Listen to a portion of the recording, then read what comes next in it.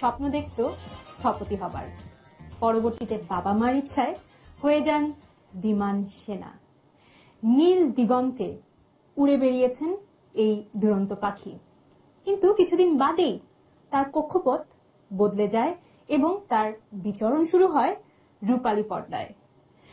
2 দশক সময় জুড়ে অসংখ্য অসংখ্য পছন্দের জনপ্রিয় বেশ কিছু ফিল্ম, নাটক এবং বিজ্ঞাপনে আমরা তাকে পেয়েছি। কথা বলছি একজন চিত্রনায়ক সম্পর্কে। প্রিয় দর্শক, সবাইকে স্বাগত জানাচ্ছি নোভা স্টার মোমেন্টসে। আমি নাবিলা আপনাদের সঙ্গে রয়েছি এবং আমাদের আজকের অতিথিকে এই মুহূর্তে আমন্ত্রণ জানাতে যাচ্ছি। আসছেন চিত্রতারকা রিয়াজ ভাই। প্রথমেই জানতে চাইবো যে কেমন আছেন? কিছুদিন আগে একটু অসুস্থ ছিলেন। আলহামদুলিল্লাহ ভালো আছি, বেঁচে আছি, এখন ভালো আছি। একটু শুরু থেকে আপনার সম্পর্কে জানতে চাই। আপনার বেড়ে ওঠা হচ্ছে ফরিদপুরে, একটু ওই দিনগুলোর কথা যদি শুনি। অনেক ছোটবেলার কথা। ফরিদপুরে আমার জন্ম, কমলাপুরে।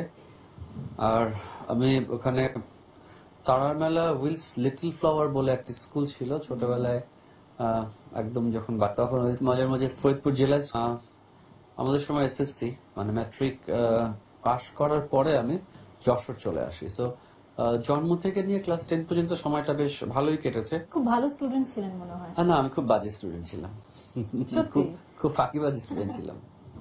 ফাঁকিবাজ কখনো বাজে স্টুডেন্ট না, রাইট। আমি যেটা মনে আছে যে আমার ম্যাট্রিকের আগে টেস্টে ফেল করেছিলাম এবং ফেল করার কারণে আমার স্কুল বললো যে তো ম্যাট্রিক পরীক্ষা দিতে দেওয়া হবে না, এবং আমার বাবা আমাকে যথারীতি বাসা থেকে বের করে দিলেন। সো আমি আমার এক টিচারের কাছে যে আশ্রয় নিলাম এবং সামহাও তাকে একটা মুচলেখা টাইপ দিয়ে যে না আমি অবশ্যই ভালো রেজাল্ট করব, তার বাসায় শুনে আমাকে আশ্রয় দিলেন। এবং আমার মতো ডান পিঠে আরো 3-4 জন ছেলে সহ আমরা একসাথে তার বাসায় থেকে 3 মাস পড়াশোনা করে ম্যাট্রিক পরীক্ষা দিলাম। এবং আমি আমার মনে আছে 3টা লেটার সহ, তখন লেটার মার্ক বলতো, আমরা ফার্স্ট ডিভিশন এসএসসি পাস করেছিলাম, যে আমি টেস্টে এলাও হইনি।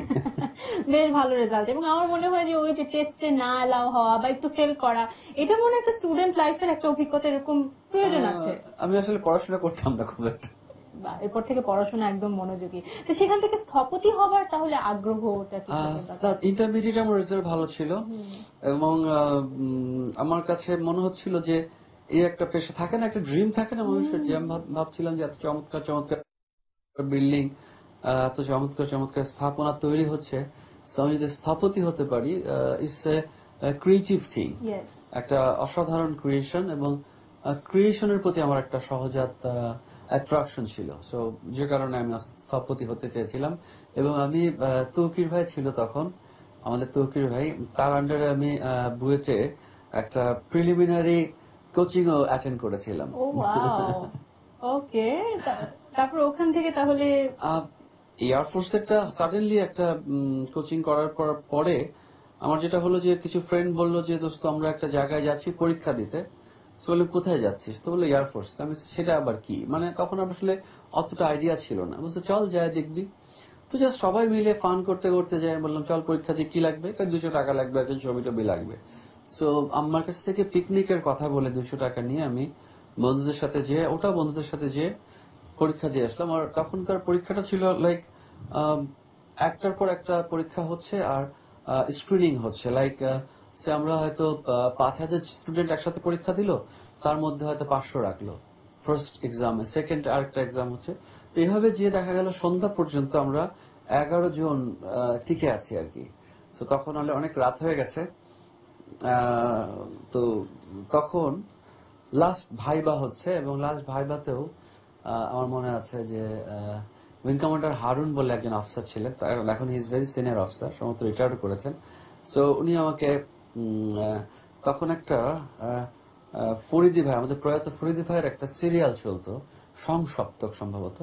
সো ওইটার একটা সিকোয়েন্স আমাকে বললেন তুমি অভিনয় করে আমাকে দেখাও। তো আমি অবলীলায় তাকে অভিনয় করে দেখা দিলাম এবং হি লাইক মি। অ্যান্ড আমি একদম প্রিলিমিনারি সিলেকশনে সবগুলো রাউন্ড পার করে আইএসএসবির জন্য সিলেক্টেড হয়ে গেলাম। বাসায় এসে যখন আম্মাকে বললাম যে আমি এয়ারফোর্সে আমি সিলেক্টেড হয়েছি, I am going for ISSB, আম্মা শুনে খুব কান্নাকাটি শুরু করলেন যে আমার ছেলে প্লেন চালাবে, ফাইটার পাইলট হবে, বা তো ক্র্যাশ করে মরে যাবে। Anyway I could have convinced her and then air force. What was the experience যতদিন ছিলেন আপনি? আমি it was a great experience in air force. আমি আজকে যা কিছু আমার মনে হয় যে আমার এয়ারফোর্সের রেজিমেন্টেশনটা, I was there in 6 years, 6 বছর ছিলাম। এর মধ্যে 2.5 বছর আমি স্কলারশিপ নিয়ে টার্কিতে ছিলাম। সো আমাদের একাডেমি, আমি এয়ারফোর্সে জয়েন করি, still I can remember, it was 10th January of 1991। So তারপর থেকে প্রত্যেকটা সময় আমি অনেক কিছু শিখেছি এয়ারফোর্সে, এবং আজকে যা আমি মনে করি যে ওই যে রেজিমেন্টেশন, ওই যে একটা অ্যাডাপ্টেশন আমাকে তৈরি করে দিয়েছে, যে কোনো সিচুয়েশনে like a fighter pilot, like a fighter I can face it, ওই কারেজটা এয়ারফোর্স আমাকে তৈরি করে দিয়েছে। So it was very nice. আবার বিশেষ করে আমার স্কলারশিপ নিয়ে আমি টার্কিতে ছিলাম, 2.5 বছর একলাই ছিলাম। সো আমি ওখানে বেশ কিছু অ্যাডভান্স এয়ারক্রাফট জেট ফ্লাই করেছি। ওই সময়টা আমার খুব আমার মনে হয় যে আমার লাইফের একটা বেস্ট সময় কেটেছে, বিকজ আই হ্যাড, আমার 400 জন মতো ফ্রেন্ড ছিল ওখানে, সবাই ফ্লায়ার। আমরা 2 দিন ছুটি পেতাম, ছুটি পেলে আমরা বিচে টেচে চলে যেতাম, আড্ডা দিতাম। বেশ মানে ওই সময়টায় ইউ ক্যান ডেফিনেটলি ইমাজিন যে জাস্ট আফটার ইন্টারমিডিয়েট লেভেল, আমরা তখন বয়স কতই হবে, হয়তো 17-18 বয়সে, আমি টার্কিতে 400 ফ্রেন্ডস, কোনো গার্জিয়ান নেই, একটা বিদেশি দেশে বিদেশি ভাষা বলছি এবং বিদেশি মানুষজনের সাথে ঘুরে বেড়াচ্ছি, ফান করছি, ফ্লাই করছি। That was really fun. My god, এত কম বয়সে, হ্যাঁ, বাবা, এটা that was চার্মই fun. আলাদা। এবং don't you feel like flying a jet plane again? মনে হয় না? আমার তো মানে স্টিল আকাশে যখন ফাইটার যায়, আমি অলওয়েজ, আমি যখনই যেখানে শুটিং এ খুব যদি ইন্টেন্স শুটিং না হয়, I usually look up and see that fighter flying. এটা আসলে আমার আমার মনে হয় যে অ্যাক্টিংটা আমার হয়তো রক্তে নাই, but flying kind of it was in my blood. এবং টার্কিতে আমি আমার রেজাল্ট খুব ভালো ছিল ফ্লাইং এ। সো ইট ওয়াজ ফান, এবং I really I to enjoy flying. আপনি একাধারে 300 ঘন্টা আপনি আকাশে ছিলেন, রাইট। উড্ডয়ন করছেন। একাধারে না, মানে জিনিসটা হচ্ছে যে I have 300 hours of jet flying. আমার logbook, every pilot has a logbook, আমাদের একটা লগবুক থাকে যে আমরা কতক্ষণ ফ্লাই করলাম। ফ্লাই করে।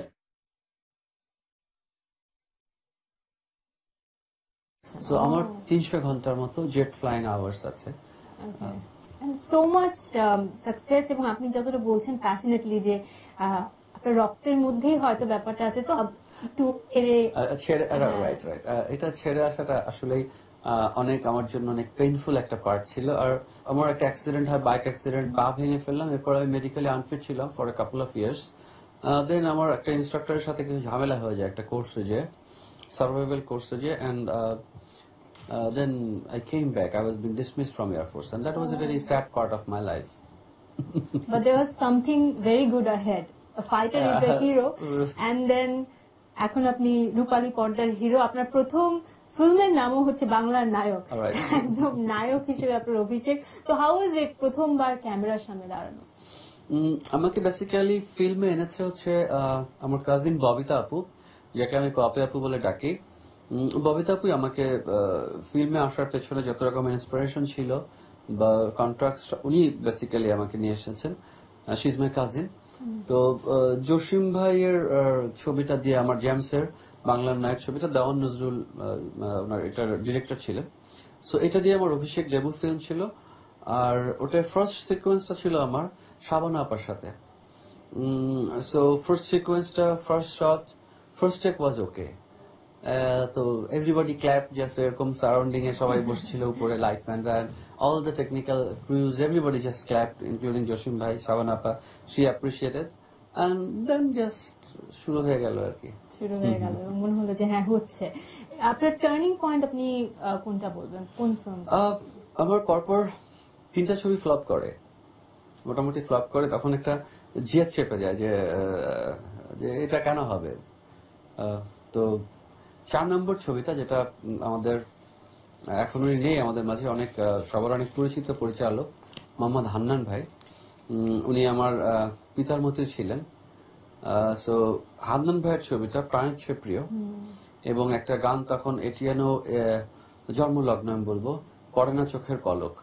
সো প্রাণের চেয়ে প্রিয় এবং এই পড়ে না চোখের পলক গানটা আসলে আমাকে ফার্স্ট মানে মানুষজনের চোখের সামনে প্লেসমেন্ট একটা মানে রিয়াজ ব্র্যান্ডটাকে একটা ফার্স্ট প্লেসমেন্ট আমি বলবো যে ওই গানটা এবং ওই ছবিটা। এবং আপনার এর পরবর্তীতে যতগুলো ফিল্ম এসেছে আপনাকে বেশ রোমান্টিক চকলেট বয় একটা ইমেজে সবসময় দেখা গেছে। আপনি কতটা রোমান্টিক বা ওই বয়সে আপনি কতটা রোমান্টিক ছিলেন? I was very romantic because আমাদের লট অফ হিরোইন্স এর সাথে অনেকের সাথে আমার একটা প্রেমের গুঞ্জন শোনা গিয়েছিল, আমিও শুনেছি। সো ডেফিনেটলি রোমান্টিক না হলে তো সব হয় না। আর And where there is a smoke, there is a fire. there has to be a fire. আর romance is such a thing যেটা আসলে আমার ভিতরে এটাও ইনবিল্ট কাইন্ড অফ থিংস, যে I am very romantic in everywhere. আমি প্রেম করে বিয়ে করেছি। এখন আমার latest crash is my 6 months old daughter, যে আর কি আমাকে দেখলে যে একটা লাভ দেয়, হাসি দেয়, এবং মানে I am in deeply love with her. So sweet. আপনার ফাদারহুড সম্পর্কে আরো অনেক কিছু জানতে চাই, তবে একটু ব্রেক নিয়ে নিচ্ছি। প্রিয় দর্শক, কথা বলছি চিত্রনায়ক রিয়াজের সঙ্গে। সময় হয়ে গেছে বিরতি নেবার। আপনারা দেখছেন নোভা সামো।